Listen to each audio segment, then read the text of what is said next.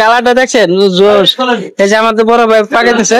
ভাই এটা কি বিরিয়ানি হবে না? আবার বিরিয়ানির সাথে দিবেন এটা রোস্টটা? বিরিয়ানির সাথে বিরিয়ানির প্যাকেটের দাম আইব কত? দেন গরম গরম রোস্ট পাকাইতেছে, এর জন্য আপনি মনে করেন আবার আইলাম। এই দেন ঘরোয়া পরিবেশে আবার আজকে আজকে দেন দেখেন কালারটা দেখছেন জোশ। এই যে আমাদের বড় ভাই পাকাইতেছে।